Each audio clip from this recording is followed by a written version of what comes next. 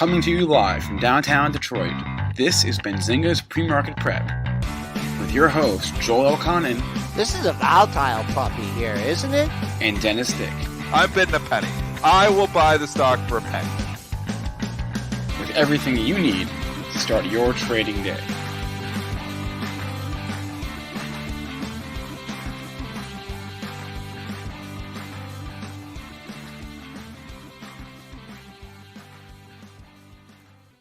Good morning, everybody. Welcome to this Friday edition of Benzinga's Pre-Market Prep. Spencer Israel, Joel Elconin, Dennis Dick, Mitch Hott with you this morning. Busy show. We got earnings. It is an earnings season. I guess today is like the unofficial or official start of the Q1 reporting for Q4 earnings season with the banks. We got JP Morgan. We got Wells Fargo. Citi, sorry, I just blanked out there for a second. So a group of big banks reporting today, then there are more next week on Tuesday. ARK Invest has resumed buying shares of Palantir. That is why that stock is up this morning. We will talk about that.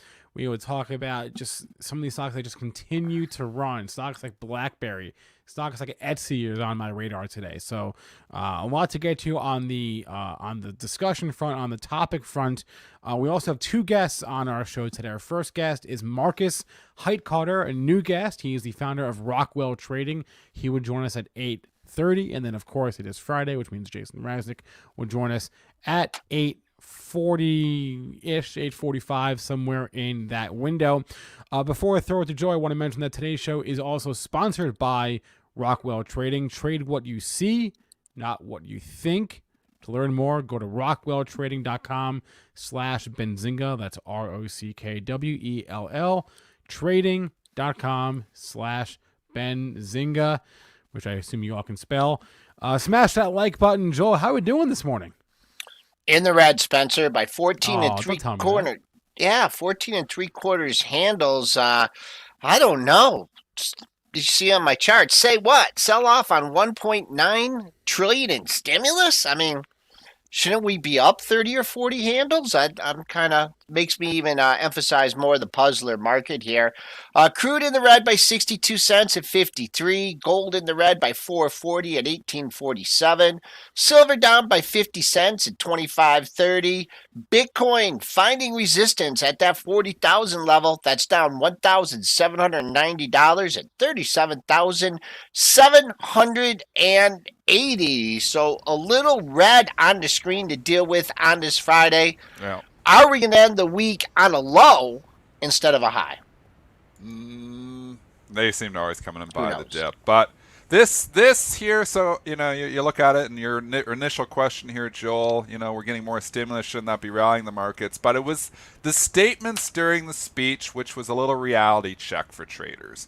And again, I've been saying this, and people call me a Trump supporter. I'm not a Trump supporter. I'm not a buy. I'm just saying I have to look at, what this administration is compared to the last one, and it's not going to be as favorable for the stock market.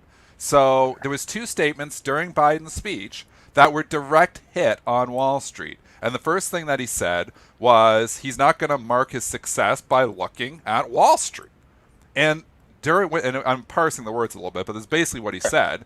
And the S&Ps fell 5 handles in 5 seconds when he said that.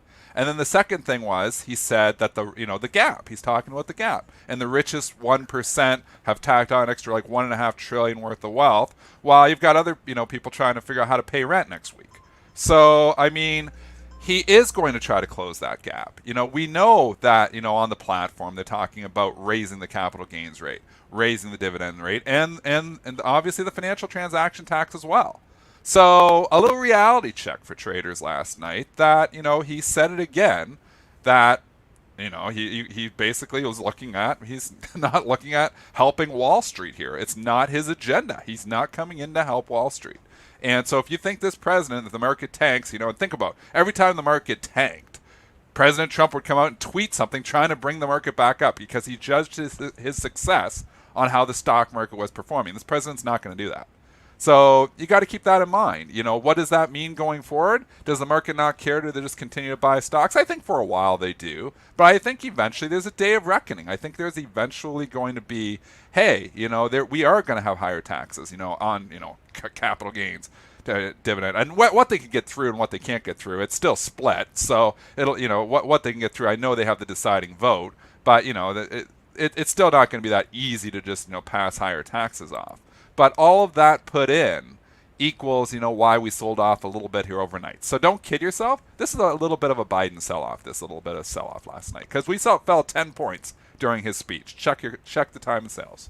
Yeah, no, I was watching it and, watching it simultaneously, and I saw us creeping up, and I thought, 1.9 trillion. Oh, bye. But then those other statements knocked it off. So we have clear resistance up here. Been struggling above 3,800 for, look at that, 6 days.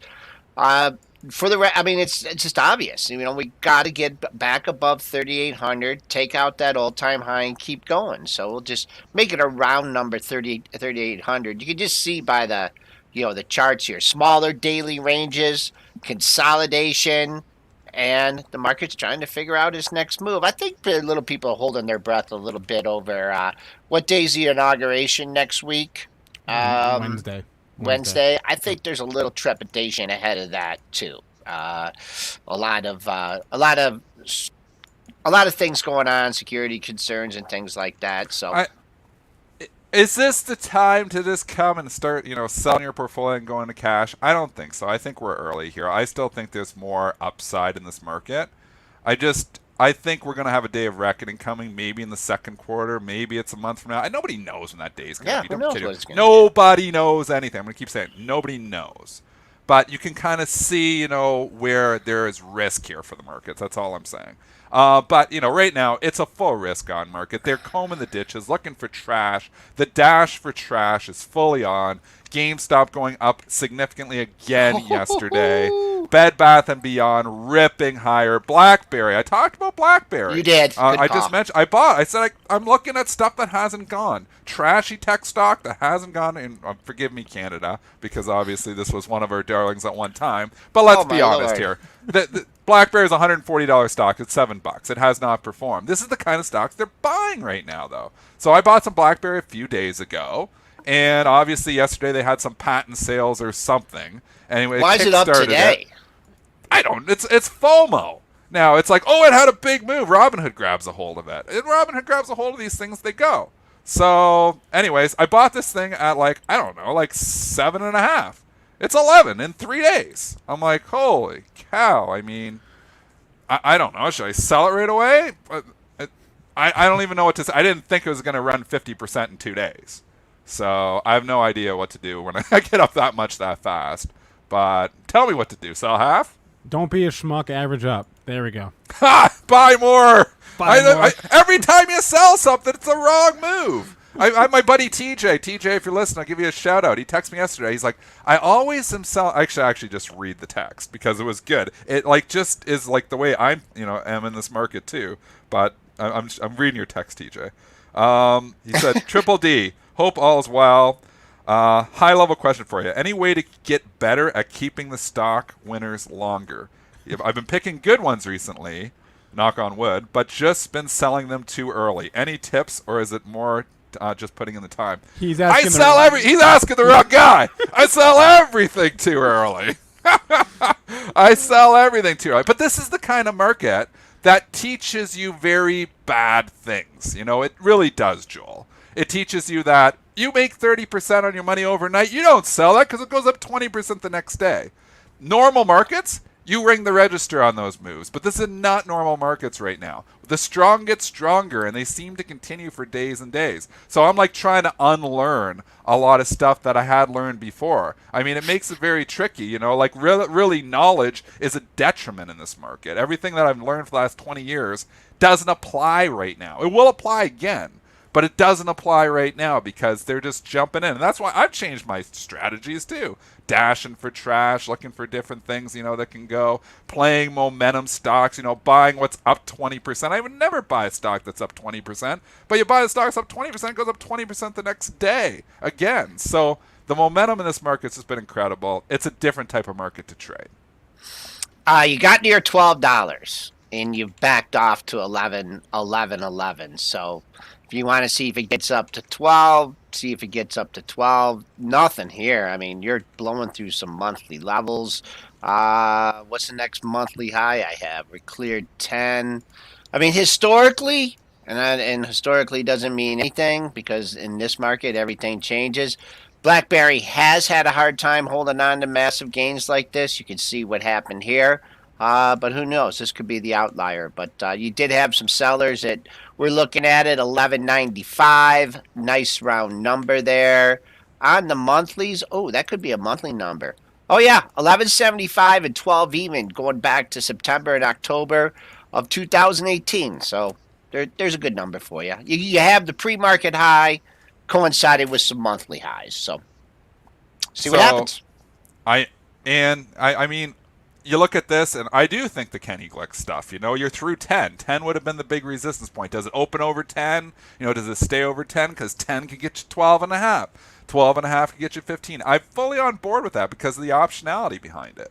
So, I mean, you're at 11. Makes me think probably going to try 12.5.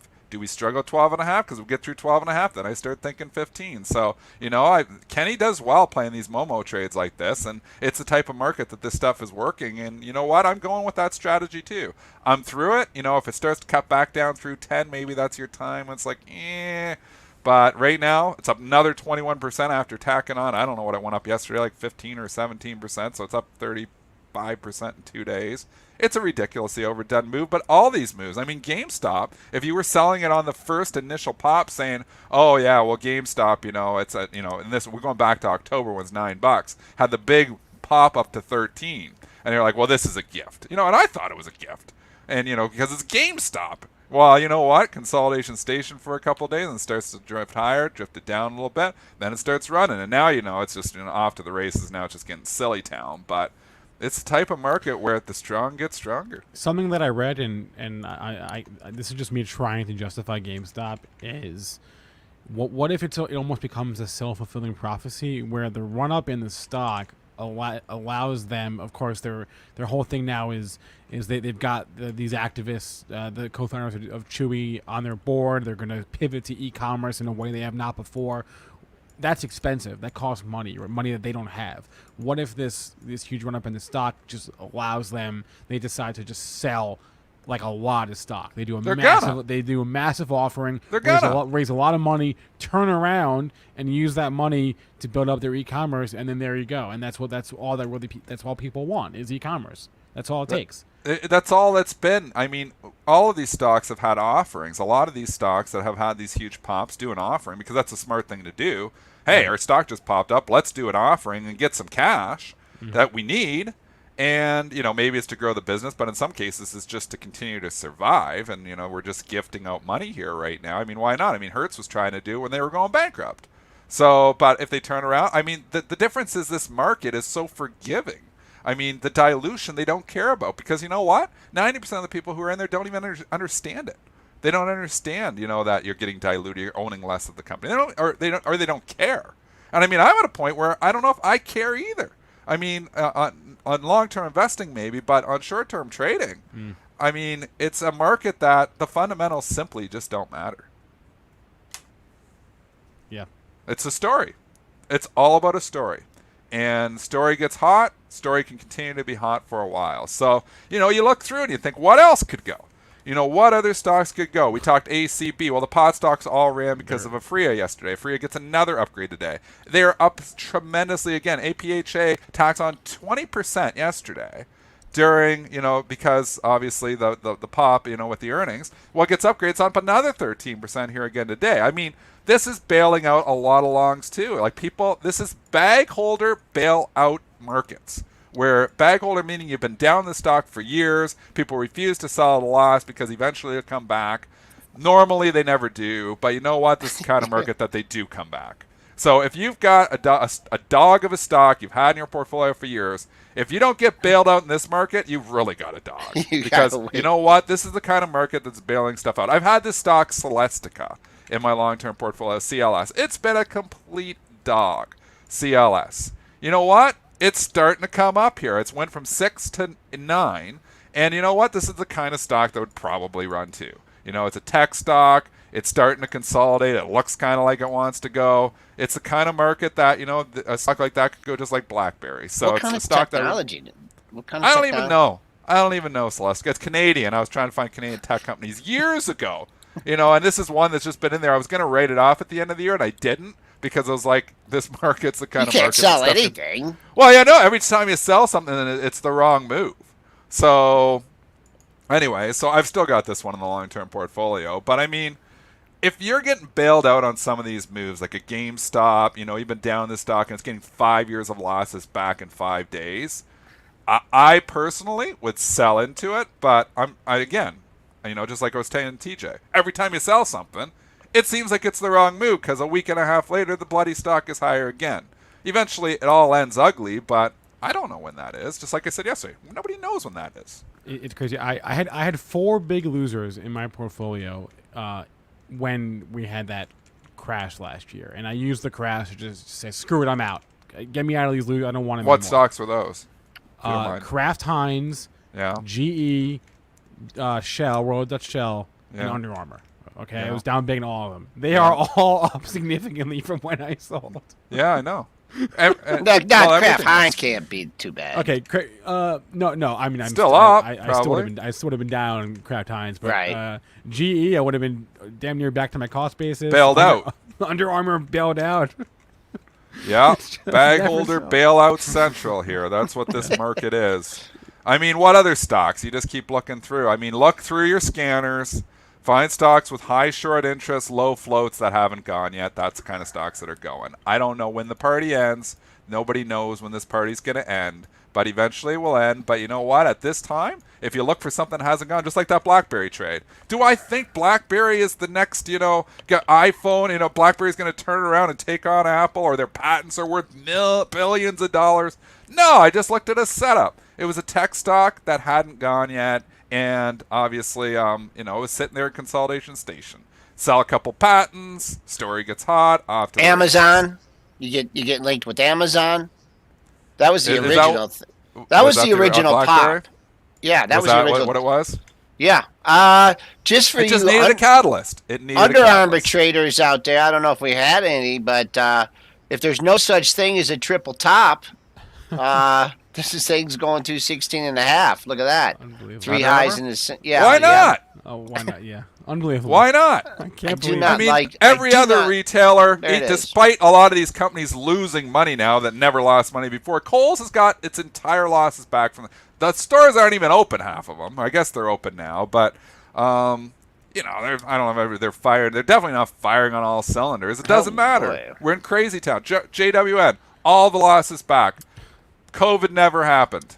I mean, maybe we're going to come out and just spend, and we're all going to go to Nordstrom and buy all our stuff. But these weren't healthy companies, Spencer, coming into COVID. No, They that's were why- already moving away from these companies. Macy's is back. Hallelujah. Amen. Macy's is back at $13.83. Real We're estate. going back, Like, I would say it would never go back to 40. I'm not going to say anything in this market because this market's stupid enough to carry anything anywhere.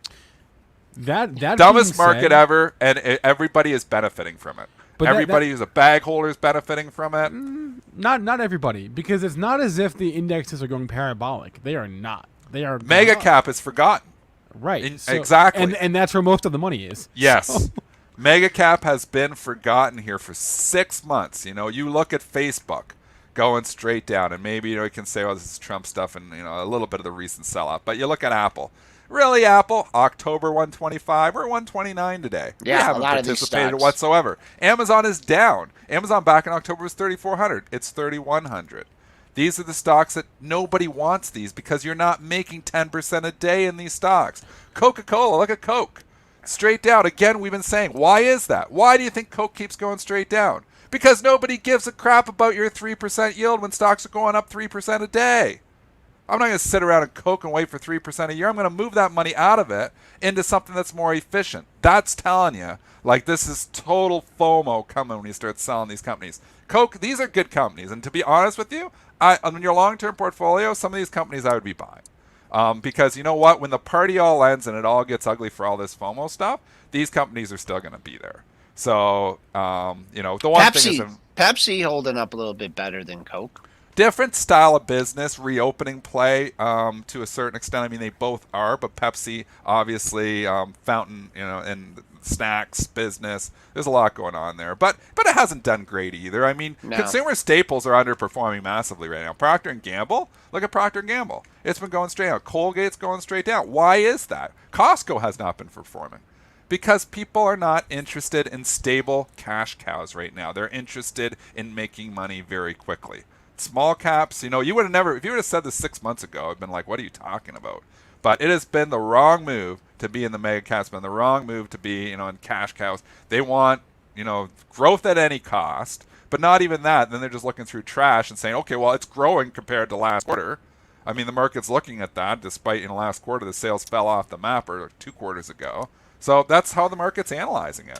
So I'd say you go with the flow until it doesn't work anymore. All right, we got 10 minutes before I gas in. I want to get to the bank. Just try and cover one more stock. Yeah. I want to talk about e-commerce. It's on my mind. We were talking about that before the show this morning. Just to me, like they're all running, right? Etsy is running. Wish, which is like, as I understand it, just Etsy but cheaper goods, is running. That's a recent IPO.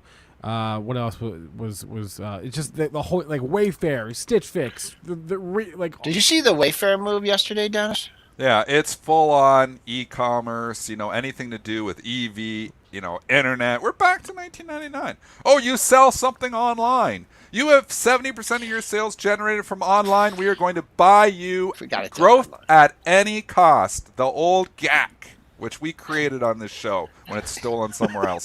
GAC. Joel says it's yak because everybody's going to yak it up at the end, but I say it's GAC. Growth at any cost. I like growth at a reasonable price. This market likes GARP. This is growth at any cost. GAC. That's this market. Yeah, Poshmark, recent IPO from the other day. Same story. And then Mitch had one that is actually in this theme but has not participated, and I want to bring him on for a second. Mitch, sure. You made a keen observation here. Yeah, definitely. One of the things that I like to do is look for some laggard plays here. So I'm going to go ahead and call out OSTK here. One of the things that I would mention, and this is going to be my story stock number 3, is the story is like Spencer mentioned, e-commerce has been making runs, so I'm looking for that laggard. The fundamentals point to Needham maintains buy, raising to 98 price target. And then the technicals that I'm seeing is multiple attempts to break support, and that last attempt bringing some volume spike. So I'll be looking for that to hold and looking for some pullback today to kind of measure myself in. I like red to green moves when I try to get in. So like always, guys, do your own research, but that's how I'm approaching this trade. So you haven't got in this one yet? Everything. Have not gotten in this, full disclosure. Going to be looking to get in today, based off the chart, and you guys see my 3. How I'm approaching these trades. So it's story, fundamentals, and technicals combined, and that's how I do the research to take the trade. I like Overstock. I've been in this stock a couple of times trying to go. I was in it from 60 back in like November, and it ran to 70. Actually, it was in December, I think. It ran to 70 very quickly, and then it sold off, and it couldn't hold, and I'm like, it just doesn't want to hold. And I kept thinking that, we used to talk about this like a Bitcoin play. Yeah, I guess that's what all I thought. done. It still is. Well, market doesn't think it is, because it doesn't run. It didn't run at all with Bitcoin. They will today. It will today. We don't know what it's going to do, but I like it. I like the setup, Mitch. I like the story here. I'm not in it either. I kind of wish I was, but at the same time, I've been in it a couple times, and it hasn't worked. So I don't know what's going to kickstart this. Maybe it gets kickstarted here. The online. It had a good day yesterday. Sometimes you get the 2-day move. You get some follow-through here. But, we'll see what happens. I don't mind the stock here either. All right, let's do bank earnings, and then we'll go to our guest, because it's 8:25, and we didn't even get to the banks. Let's get banks. So the bottom line is they all beat, with the exception of Wells Fargo, which missed on their sales. Dig a little deeper into the reports, and investment banking revenue was up across the board. Net interest margins were down across the board, which isn't great. And you got a couple buyback headlines. So Wells Fargo's board approved an increase of their buyback by 500 million shares. And then I think Citi also. I haven't seen anything from J.P. Morgan on the buyback front yet, but I believe Citi said, they're going to resume buybacks in Q1. So you're getting the banks buy after the stress test results from 4 or 5 weeks ago. They're going to start buying back more stocks. So the bottom line is they all beat on their EPS and sales, with the exception of Wells Fargo, which had a mixed report, and buybacks. They all ran up too much into the reports. A lot of the good news already baked in. It seems like the banks always want to do this. It's why I go long the banks ahead of the reports. I go along all these stocks ahead of the reports because they just typically run ahead of the reports. I've been long every single night, and I flip them usually in the mornings when they're bid up. But J.P. Morgan, Citigroup. Look, in the last 5 days, they're going straight up. Why? Because, maybe the market's going up a little bit, helping it. But, the market, if you look at S&Ps, is flat in the last 5 days. These stocks are not. They're running into the event. Event happens, and it's like, these earnings are awesome, but there's nobody left to buy. And they turn around and they sell them. So, it's stupid. It's all stupid, but this was what works. Doesn't look like the selling is done as of yet here. Spiked to 35 where you had some highs. You're breaching Tuesdays and Wednesdays low right there, 33.60. So you got to get above that to rally. And then on the dailies, I can't really give you anything until 32.50. I don't know if it's going to get that low today. But got to get above 33.63 to get a look at the close. That close is right there, 33.80. See pretty good support at the pair of lows at 32.50. Bank America had a nice run, and you're right, Dennis, these stocks usually run into the reports. They do. And Bank America doesn't look like they're done selling that yet. You will come into your 2-day low there, so see what happens just around 33. Pair of lows just above 33, and then you got the drop off to 32. So, but I don't know. It just doesn't feel like they're gonna, after such run up. If anybody was playing the short term on the short side, they're gonna be like a little bit of breathing room. So, down but not out. J.P. Morgan sure took its time to get back to all-time highs, but it did. Is that all-time highs? Yeah. Yep. That's unbelievable. It sat there at $100 forever. Yeah. This is a little bit more. This one's a little bit more all over the place. Down. Let's look at the range from yesterday and use the low as resistance at 140, and then I don't know. Not seeing much to 138 in this one on the downside. Do the pullbacks get bought in the banks? Yeah. Probably. But do you wait a little bit? It's a big run. 125 to 141 for J.P. Morgan in 7 days. So you got down to like 135 area. I think people are scooping up. You coming in early at 139? Maybe. I don't know. It seems like if you buy the dip, you make money. But it's tough. Eventually, it's not going to work. Just this type of market just seems like anything you buy. The market is just kind of like it was like a year ago. Right? Remember last year in January? Or the last 5 years? Just a little bit on steroids this time? Yeah, just just grinding higher. Last year we're talking the exact same thing. A lot is taking place, and we're a lot higher, but just seems that the same feel, the same set of circumstances. And if you don't have an event like we had, then And if I recall, Joel was trying to convince himself to be bearish. Well, Joel usually has a bearish tilt, it seems like. But if I recall, did I know. Joel was concerned about the election, and then we got the virus, and then everything happened. All right, 8:29. Just before a guess, one thing to remember, it is option expiration. It's the early one. Remember, they fall between 15 and the 21st. You got the early expiration here today. 15th. It's all buy imbalances here right now. Again, option expiration, anything can happen. These could all flip to sells. You have big institutional action jockeying the equities against their open option positions. So a lot of things can happen here at the open and at the close. Always a little bit more volatility, but get your order out there. I mean, this is the type of market that, have your order out there. You got a target on something, throw your order out, because sometimes on these opens, you can get out in nice prices that maybe you didn't think you could get. All right, let's bring on our guest here, Markus Heitkoetter. He is the founder of Rockwell Trading, has over 15 years of trading experience. So he can give us his point of view on how this market is different from previous years. Markus, good morning. Hey, good morning. Okay, first time on the show. Thank you. Just want to make sure that the audio is okay. We got you. We see you. We hear you. Excellent. Fantastic. Well, good for being here. So yeah, it's my first time, and I really enjoy listening to you, especially what's going on in the background. I am a completely technical trader, so I don't have an opinion on the market. I used to do this in the beginning of my trading career, that I thought I knew when a stock was going up or down. And I mean, you said it earlier. I mean, is it really possible to hold this market down? I mean, apparently, according to the markets, we are better off than we were before the pandemic. And to me, this does not make sense. You see, I even printed myself a mug that tells me all day long, trade what you see, not what you think. So this is what I'm doing here. Yeah. And so for me, it's all about technical indicators. And I mean, you mentioned two stocks. You mentioned BlackBerry and Overstock. So let me show you what I see on the charts. Is sure. Okay. Yeah. If you want to share your screen and we can pull it up and we can absolutely see what you're seeing. All right, let's see what we got here. Absolutely. Oh, wait a minute. That's not. Hold on a second. If you get to just show me in full screen as you did earlier. There we go. Super cool. So this here is BlackBerry. Now, I look at three different indicators, and this is what you see here in the bottom. I'm just zooming in a little bit so that everybody can see this. So I like to look at the RSI, and I'm looking back over the past 7 days. I like to look at the stochastics using the standard parameters of 14, 3, and 3, and I like to look at the MACD.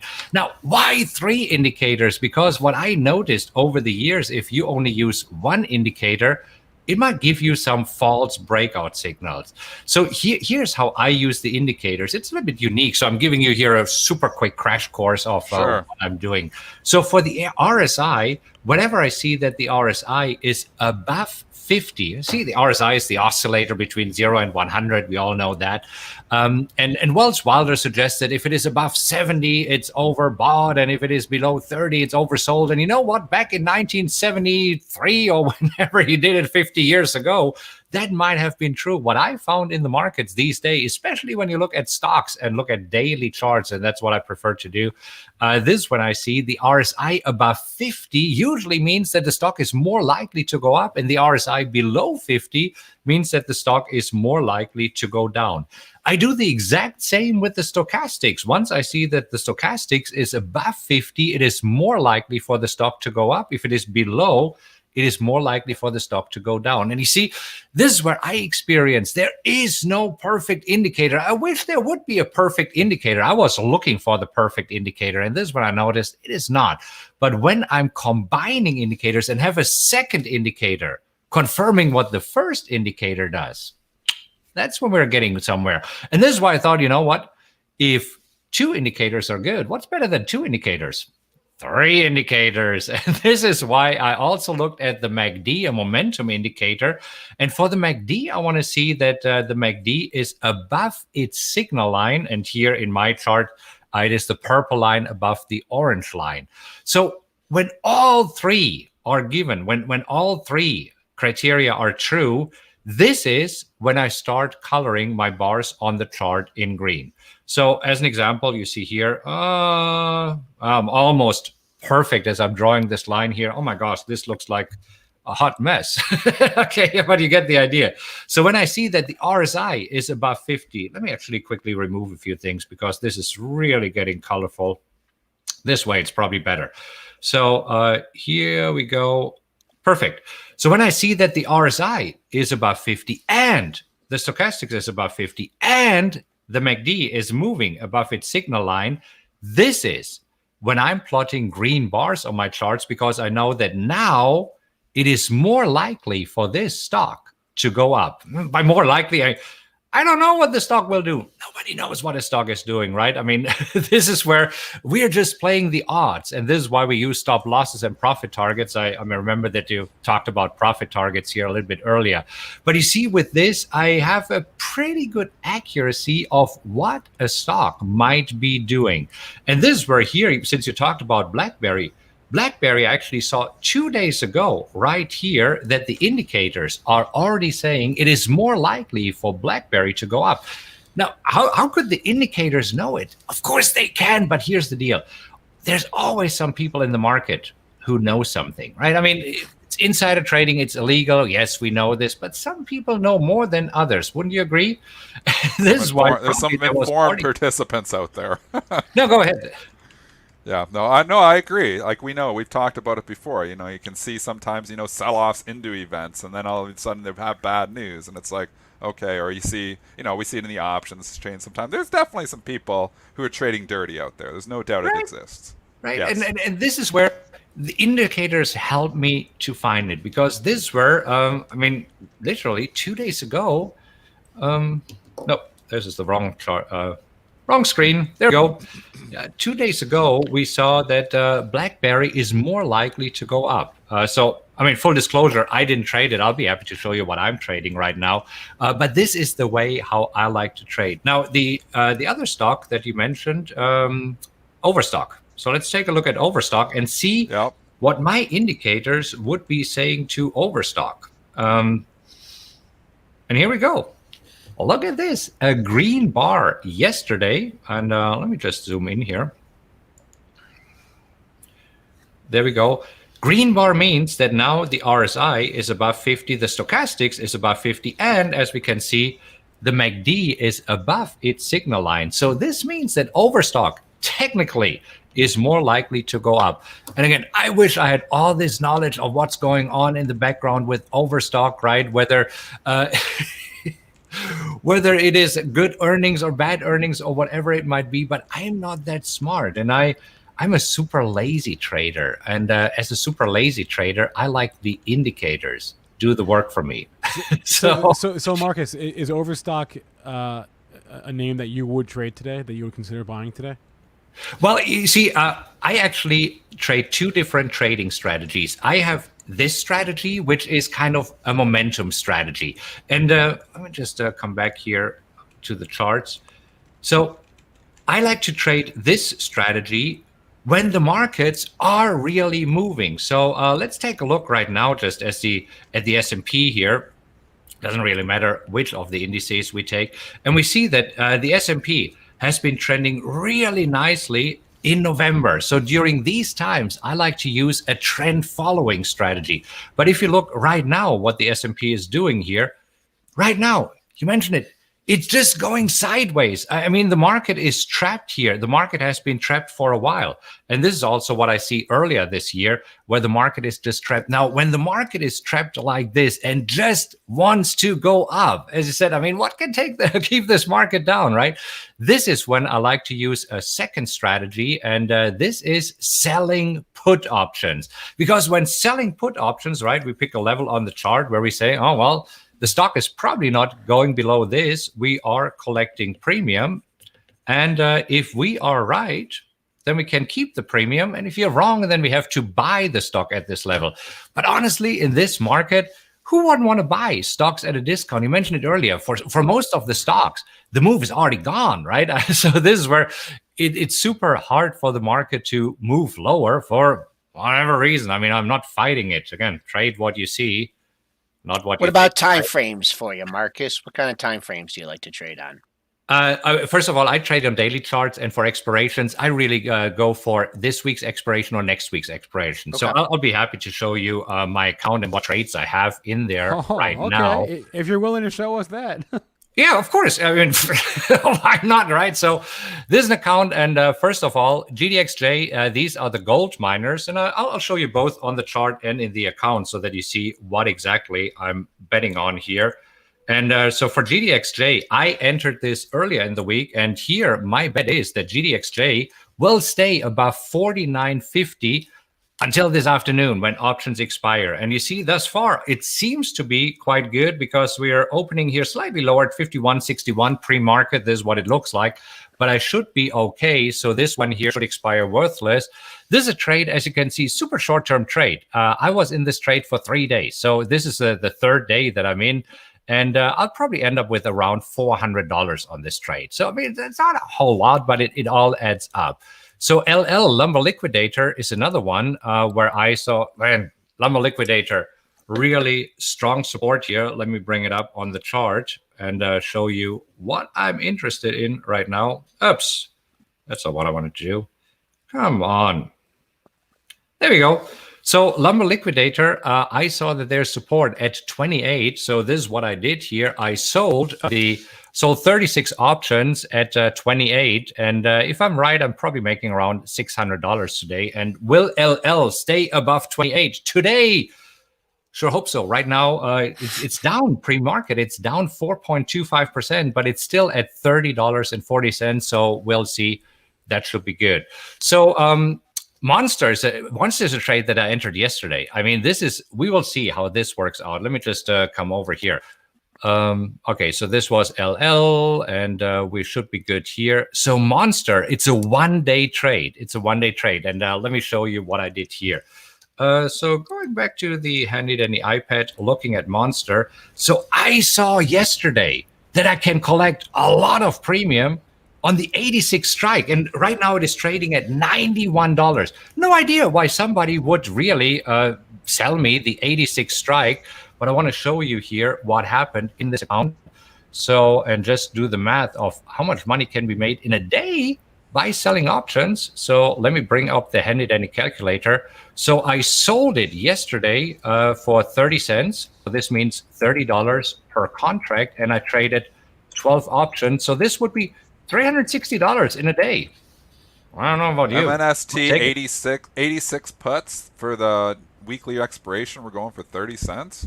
Yesterday, yes. There, that right sounds now. crazy. This is my trade Yeah, price. that's good eye right there to find that, because I would have wrote that for 30 cents too. Yeah. You would have written it for 20. Over the years, I would have sold for 20, yeah. Yeah, I mean, it's still, I think, bid ask right now is 20 over 30. I mean, do you have a scanner looking for this? Like, how do you find the actual I have a scanner. So over the years, I built my own software. It's called the PowerX Optimizer for both of these strategies. So I can just quickly show you what this looks like. So I have these two strategies, and this is where I'm building this scanner. Let me just, there we go, so that I can use my pen here.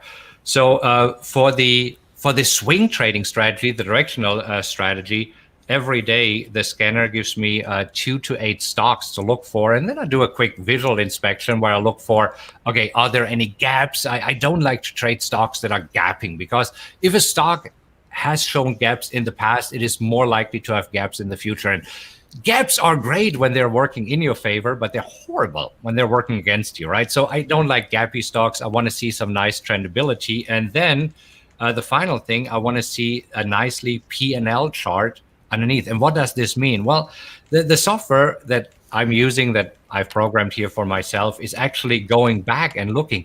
If I had traded this stock over the past year, according to the rules of this strategy, and I can give you a resource a little bit later. I've written this book. I'll be happy to send it to everybody for $4.95. Could talk about this later. Anyhow, so this is where I'm looking back and say, okay, if I had traded, and here we're looking at BlackBerry, because you brought it up earlier. So I was just curious.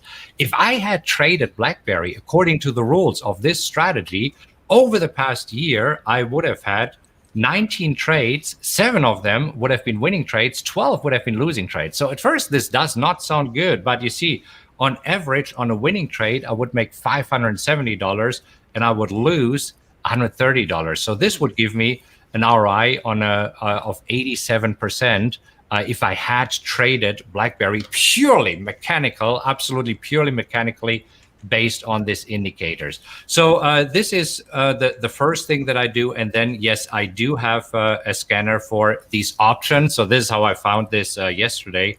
So I have a wheel scanner here. And what I do, I have my little calculator. Let me just see. There it is.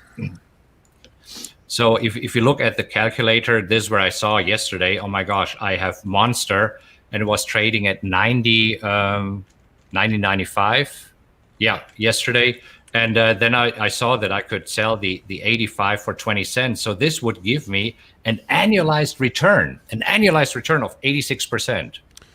It's almost a no-brainer, right? And so right now the scanner is not running because this is where I see here when the market is open. So this is here an intraday scanner because these opportunities happen intraday. So Marcus, but before we let you go, I want to see if I can get one story out of you of a really big loser and what you learned from that. Oh my God, I have been selling options for a long time, and you see, there was the time way back when bonds were just going up, and so I was selling options on bonds. I was selling puts, and it was going great. And this was actually after 9/11. And, after 9/11, then at some point, there was the invasion of Iraq. And everybody thought it will only take a few days, right? I mean, we'll be done with this in 48 hours. And so did I. But bonds came crashing down, right? I mean, they came crashing down, and they went through all of the levels of my puts. I mean, they crashed down really, really hard. And I held on to this losing trade because I thought, oh, my God, I traded what I thought. Stupid. So again, my mug. He needs to remind me of everything because I thought this will be over. Well, we know how this went, right? And so this wiped out my account. I mean, I really lost 76% of my trading account on one stupid trade. Well, that's a good one. But right now, much tighter stop losses. And right now, the market says have taught me no more ego. If I'm wrong, I'm wrong, and I admit it. Well, at least you got a good story out of that. That's great. Markus Heightcotter. You got to have the good ones with the bad ones, right? Exactly right. Markus Heightcotter is the founder of Rockwell Trading. If you're digging his vibe, you want to learn more, you can go to rockwelltrading.com/Benzinga. You can check that out there. Markus, thanks a lot. Thanks, Markus. That was fun. Good charts. Good strategy. Got some good feedback from our chat. We appreciate it. So have a good rest of the week. All right. Thank you. Enjoy the weekend. And on that note, Jason Raznick is joining us. Jason, he's good morning. There. He's fast today. He's there. He's dressed to impress today, too. He's got a sport coat on. Oh, my gosh. He looks There's not a new dress code. Do we have a new dress code? Really, he cleans up well. Do we have a new dress code, Jason? My hair. Okay. Your hair is perfect. All right, let's hair was perfect. It's like, where was the morning? Good morning, sunshines. Where are you right now? Are you in Florida? Florida. No, I'm in Michigan. Okay. We have what are you doing back in Michigan? Go back to Florida. Why would you want to be in Michigan? I don't in the winter. Know. I don't freaking know. Well, I do know. There's only one reason I'm here. I had this great idea to coach a flag football team.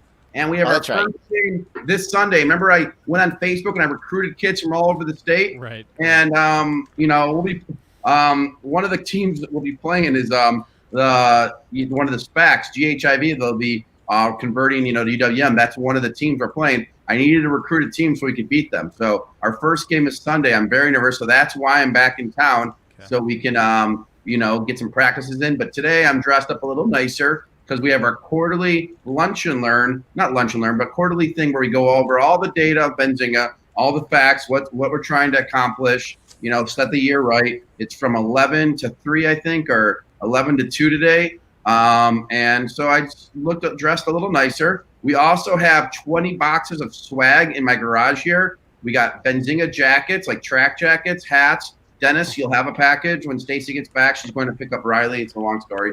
She did my mother-in-law in Florida. Anyways, we have 20 boxes, like they're huge in our garage. So that's the story on that. Now, okay. I know they want to get into trading. What's up? Yeah. No, we got to give the people what they want, and they want to know about your Tesla calls or puts. I don't even remember anymore.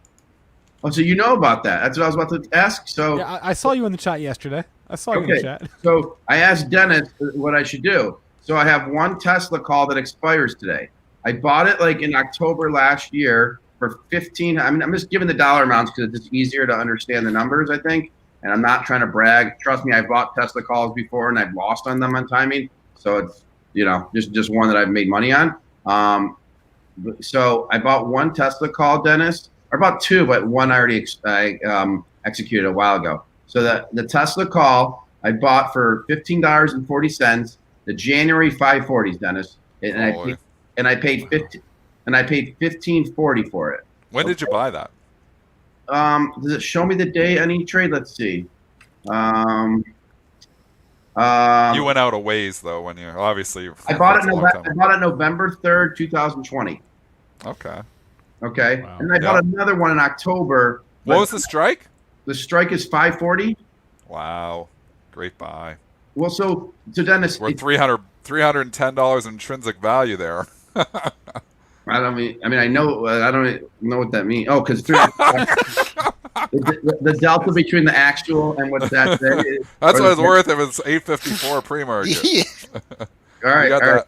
Yep, and they're like Jason's like Jason's the biggest idiot when it comes to options. All right, so Dennis, here's the thing: the option is up 28,899 as of yesterday, and so it's at 30,440.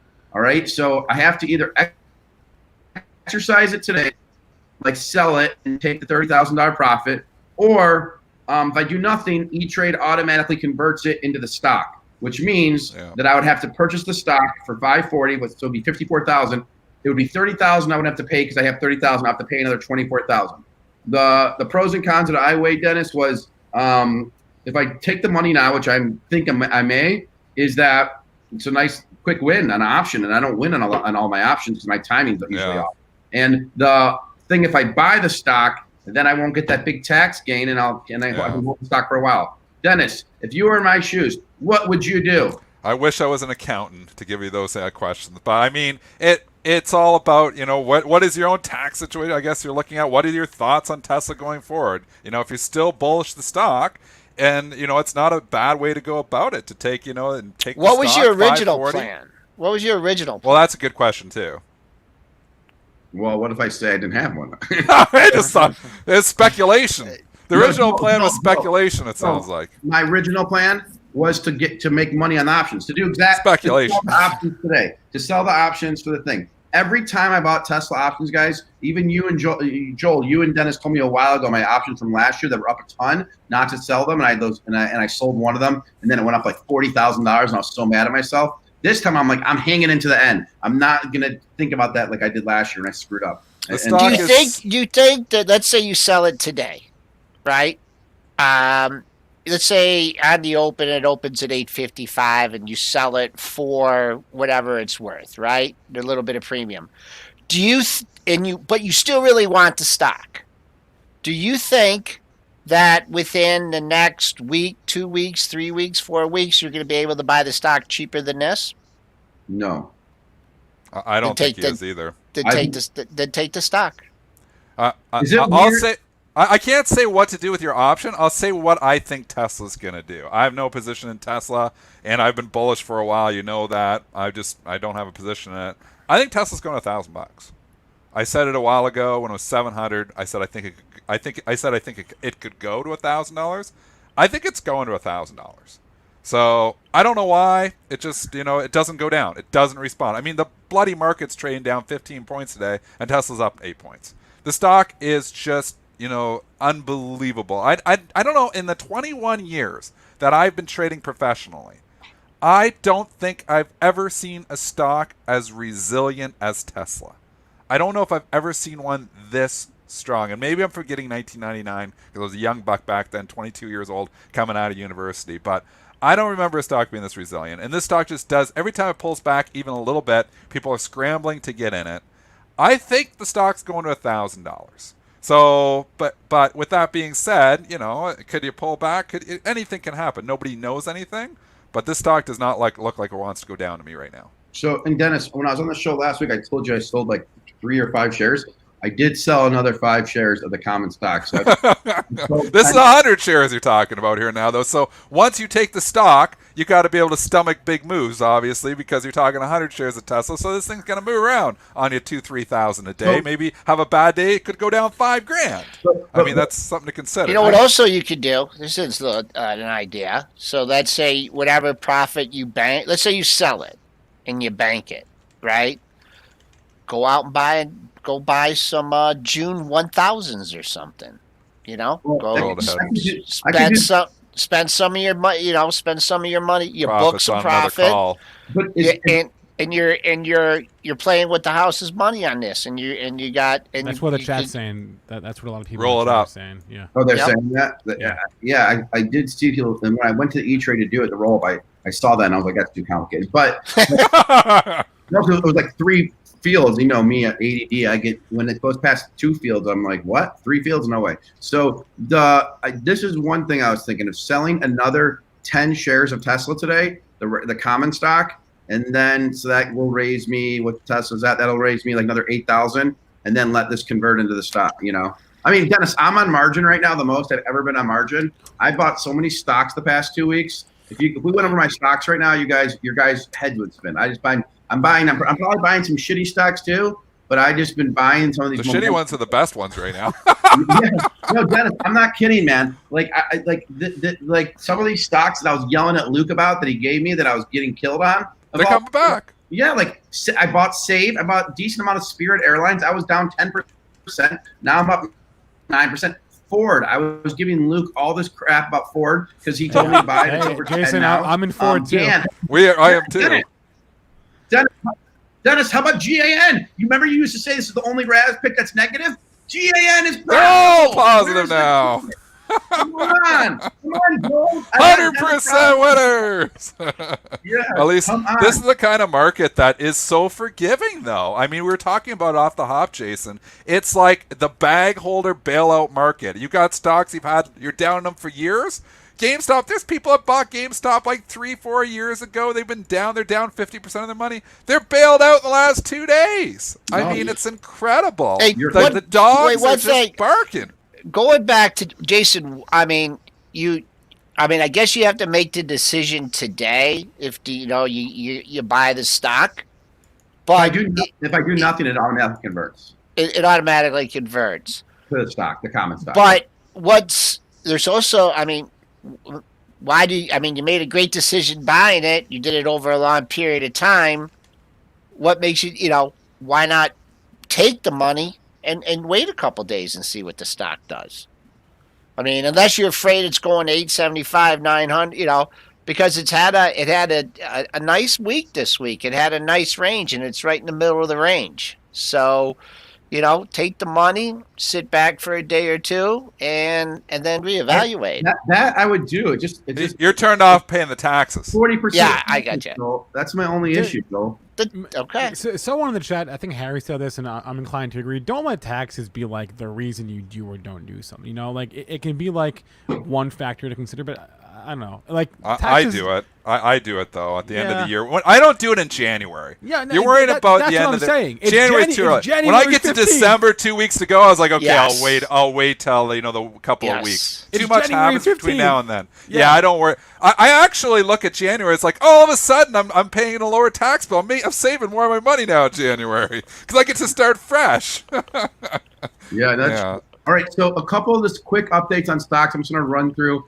I was on the show 2 weeks ago. I said I was buying Office Depot, ODP, new CEO, all this different stuff. Everything's taken off. So the kind of stock that's going right now. Yeah. So ODP is still moving. Another one that just rocketed is I just had it up on the screen. Upwork, Dennis and Joel is over 40 again. That looks like it's gonna go too. Yeah. So. You guys know the cannabis stocks that I talk about. I talk about 2 and only 2 because I'm a boring mother effer. I didn't say a swear word. Is Terrasen, TRSSF. We bought that at $3. The CEO was on a cannabis show at $2. He talked, and when you hear CEOs, you just never know because they're always going to paint the positive picture. So I bought it like 2 weeks after he was on our show or 2 whatever, and the stock's now $13.77. I bought it at $3. I have to say I sold like 70% of it, but I still have some, and now it's enough that it's like at $13. We bought it at $3. That's another one just keeps moving like crazy right now, and I still think it may be a good value because the CEO and chairman are really good. So that was something. And then there was one more that I'm hanging on to. What was another one? GAN we talked about. ENG. That's one of Dennis. That I said I bought some of these Momo plays that I don't even know what they do. ENG, what is this one? It's like a hydrogen play. Anything hydrogen. Oh, that's hot. ENG. Yeah, I've never even heard of this one. One of these guys on Twitter came on one of the shows and said to buy it. I'm like, you're out of your mind. So then I bought it like a week later, and it's at like at 753. I think I bought it at 4. I think he came on at like at 250.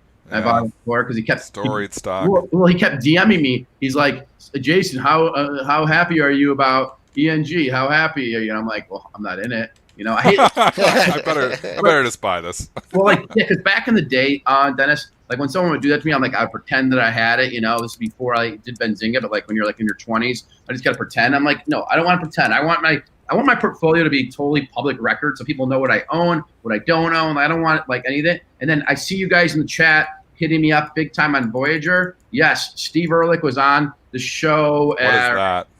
Voyager Digital. It's a crypto brokerage. So Voyager Digital, it's on the Canadian and OTC. What's the symbol on that? Canadian OTC though.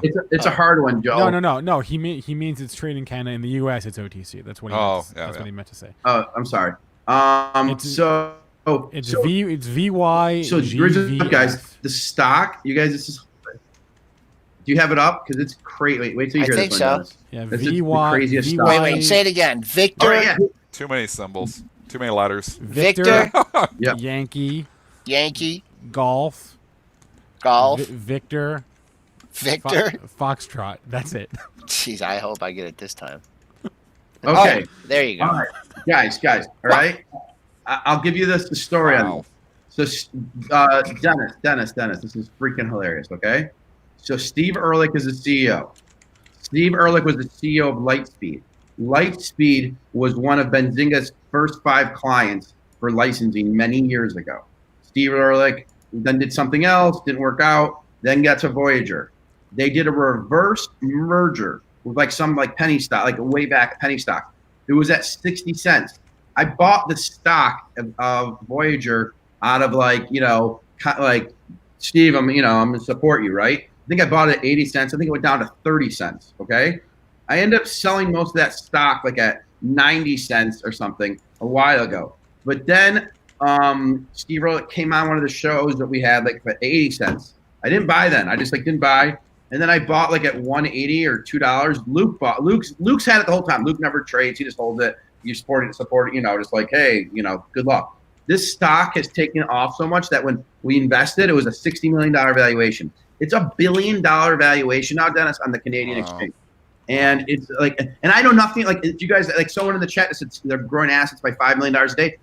I know nothing about the stock really. Like, I don't follow it closely. I do know it's a crypto thing, and I know they had like $4 million in revenue last year, but they've grown the revenue. Their assets under management, Dennis, has grown substantially. Like, do we got anything breaking right now? Sorry to interrupt you. That's the imbalances. They're all sell right now, Joel. They'll flip to sell. Yeah, they flip to sell. Oh, okay. So I'm bringing this up because it's like a Coinbase. It's a Coinbase competitor. That's what it is. So that's the easy thing to talk to.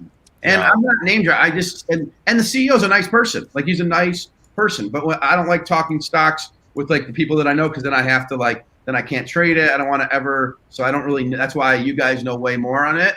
Other than they did a $25 million offering last night. So the stock could be down this morning. That's not that big. It's not? Okay. So maybe it's not going to be down. So 25 million shares. No, dollars.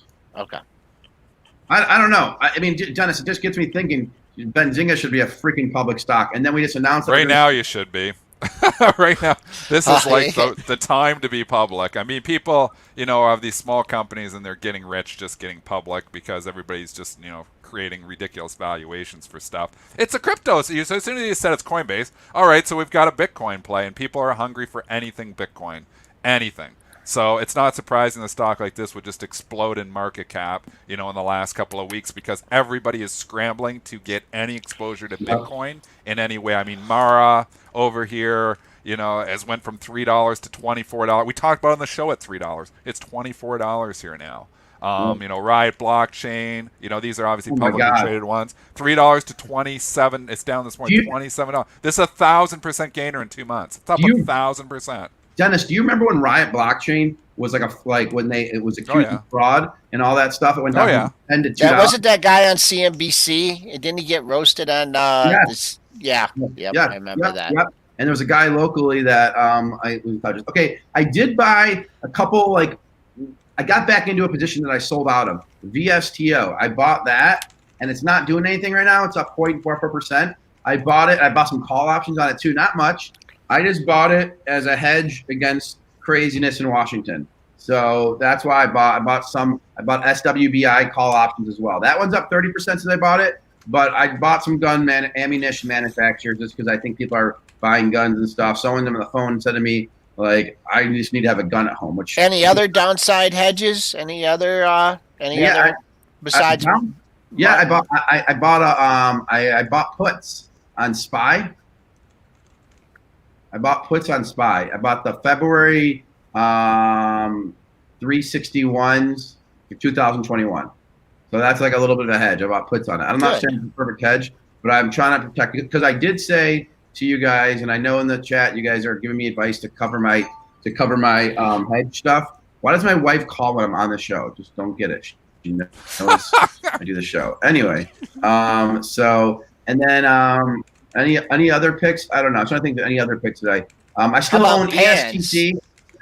ESTC, it's elastic. Bert David wants us to start paying them. Whatever Benzinga got pays. An upgrade today. The Bert David pay portfolio. I believe that got an upgrade today. ESTC, Dennis, Joel, put it on your watch list. Seriously. I trade this stock all the time. It's a you do? I trade ESTC.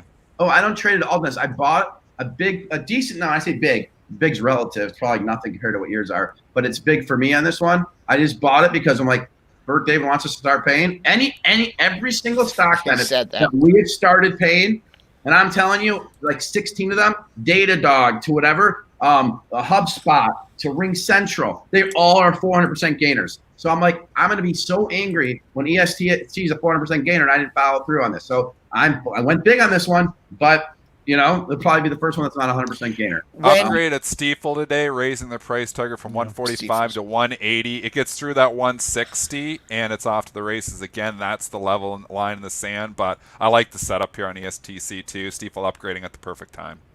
What about companies that we stopped doing business with? By the way, no, that's a good question. By the way, Dennis, we're a media company, so I don't think it makes sense.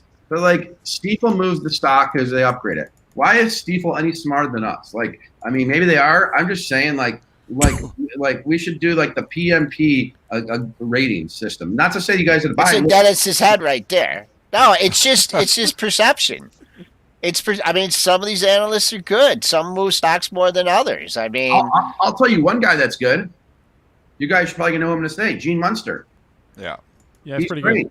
I'll tell you one more person that's good. And you know what's funny? The people that are good are all friends of us. Kathy Wood, great. Gene Munster, great. You guys, great. That's why I honestly, when they say Stiefel, maybe they're fine, but I would rather see the rating that personally that I have or you guys have. I if I go really hard on a stock, it means I've done incredible due diligence on it.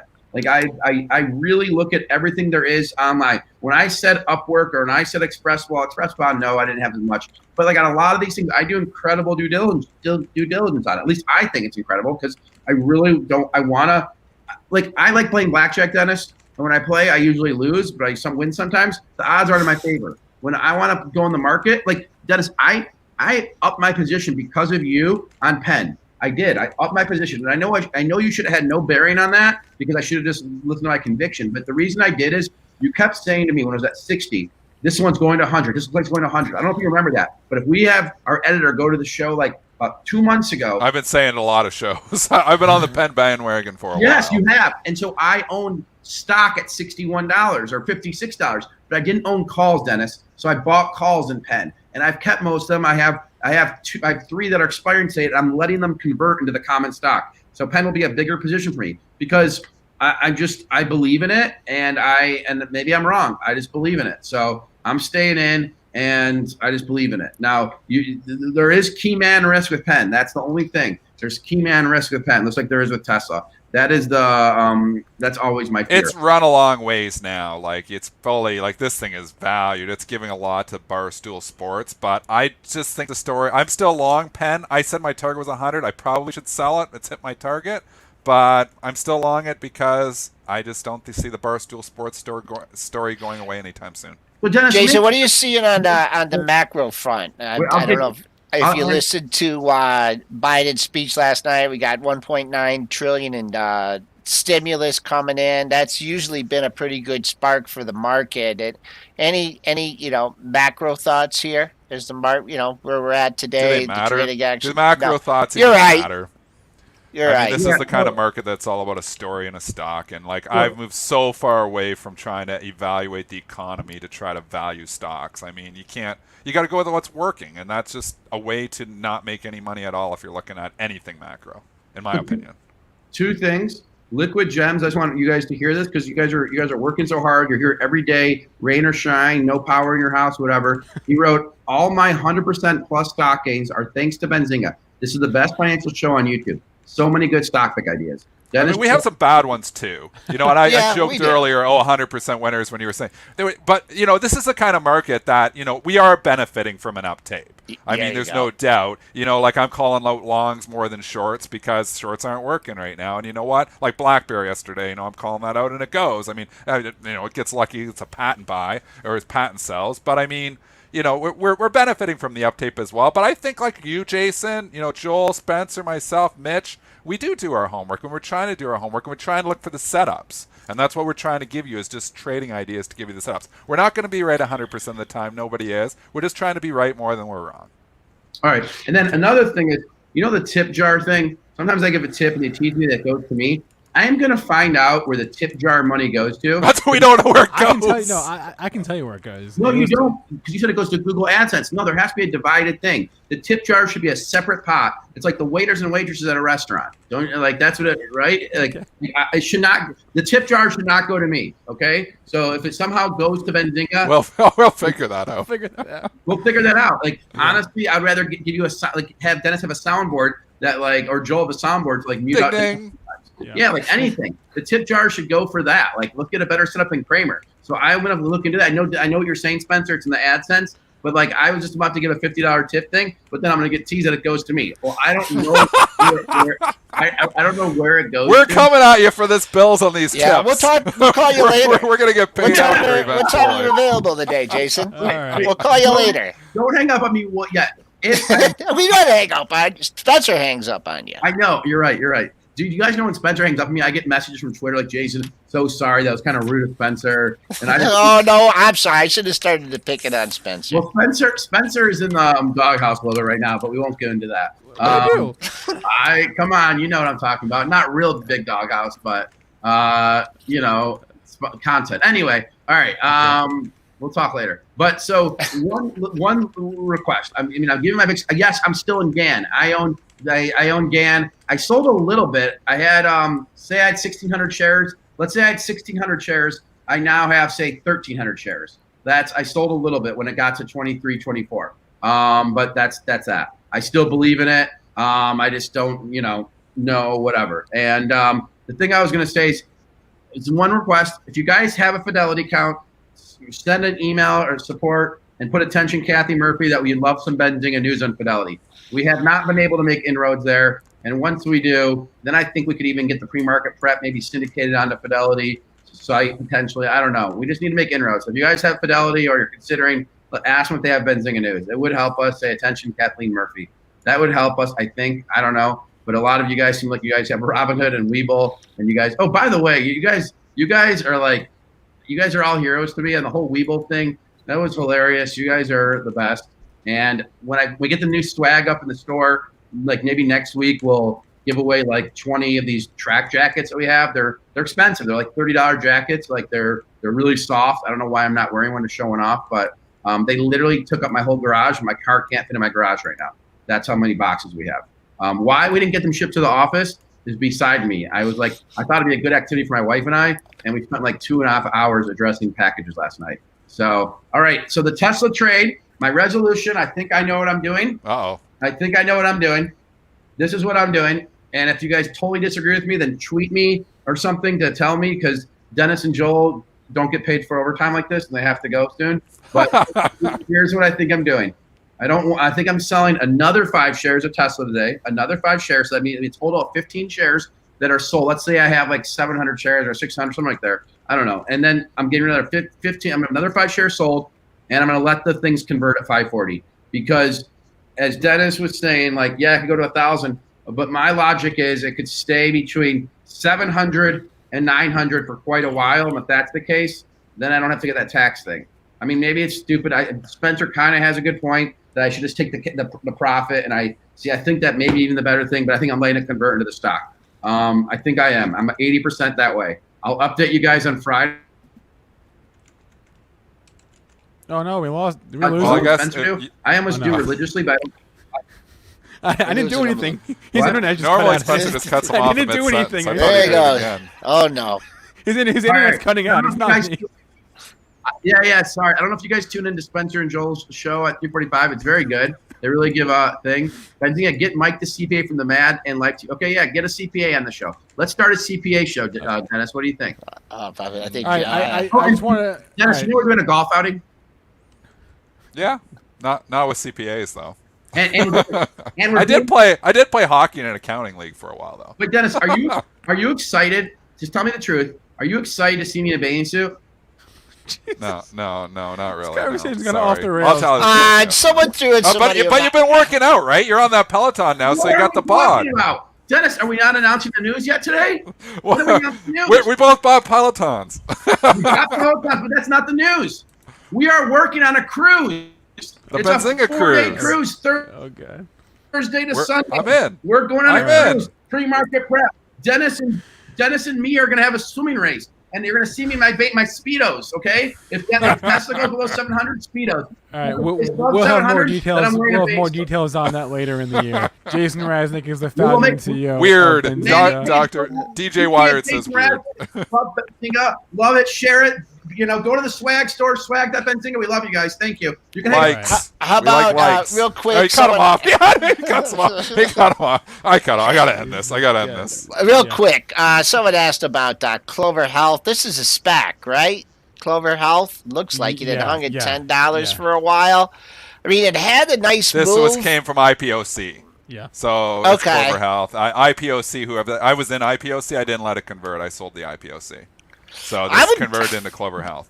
I'd just say, it came down off that high. I'd really like to see it hang in here for a couple days. Halfway back of the move. Yeah, that's what you need. $14. Stop going down. Yeah. Wait till they stop going down. When the stocks start leaking, wait till they stop going down, start stabilizing, start doing that little rounding and hanging out. Like, look at BlackBerry. Look at the setup where I did with BlackBerry. So it stopped going down, and then it had a little breakout, and then it had 3 days, nice little flag of consolidation, and then the pop. So you got the momentum on your side. Just like our earlier guest was saying, he lines up all his, he uses all his indicators. I don't use any of those, but you know what? He's doing the same thing I am. I'm just cherry picking, looking at the chart. I was like, okay, the momentum's on my side now here.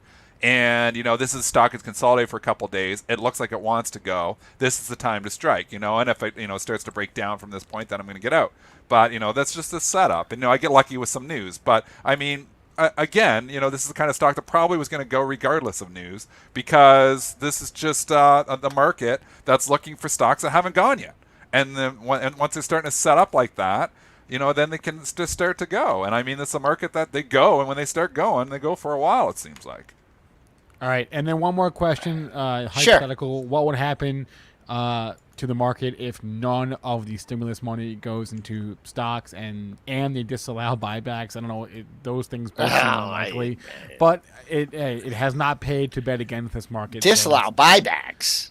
Yeah, innocent until proven guilty. This market, but I will say there is a day of reckoning. If you're fully on margin, you're 200% in. And like Chris Camilo was saying, he's fully on margin 200%. He's got long options. That's great when the market's going down up. But remember, it's a double-edged sword. We haven't seen that double edge in a long time. It will when we eventually do decide to start going down. It is going to be vicious, and it's going to happen not in days. It's going to happen in minutes. and it's going to be the turn, and people are going to buy the dip thinking this is the time. They're going to load up, and then it's going to be crushing some people. Some people are going to get crushed. So I'm just saying, I've been lightening up into it. I've been fully, but I'm kind of moving some stocks now. I'm jockeying around, again, I've got BlackBerry. I've got a few of these, Momo plays here. But again, most of the stocks that I'm owning in my long-term portfolio are Amazon. They're boring. Is my long-term portfolio underperforming in a year like 2021 in the back half? For sure it is. But you know what? It wasn't getting slaughtered in the beginning of 2021 either, probably because I went to a lot of cash. But, even the stocks you own. So it all depends. As a trader, I'm in where the momentum is. But my long-term investing, don't get stuck in some of these stocks. That's what I'm trying to. Don't get stuck in these, GameStops thinking, GameStop's going to 100 right now. This short squeeze is going to continue forever. Because when the dust settles, it's still GameStop. All right. I think that's going to be a good place to wrap it up. One of my one today's show is sponsored by Rockwell Trading. Trade what you see, not what you think. To learn more, go to rockwelltrading.com/Benzinga. It's up on the screen. That's ROCKWELL. Trading.com/Benzinga. Thanks to our guest today, of course, Jason Raznick, and also Markus Heightcotter. Thanks to all of you in our chat, to all the super chats, all the comments, all the likes. Smash that like button while you're there. It takes 3 seconds or less out of your day. We appreciate that. For all of our podcast listeners, please remember all the information from our show is meant to be used as informational purposes, not for investing or trading advice. We're gone. We're back at 3:40 p.m. Eastern Time. Remember, no show on Monday. Markets are closed for the holiday. We'll be back with you on Tuesday. Until then, everyone have a good rest.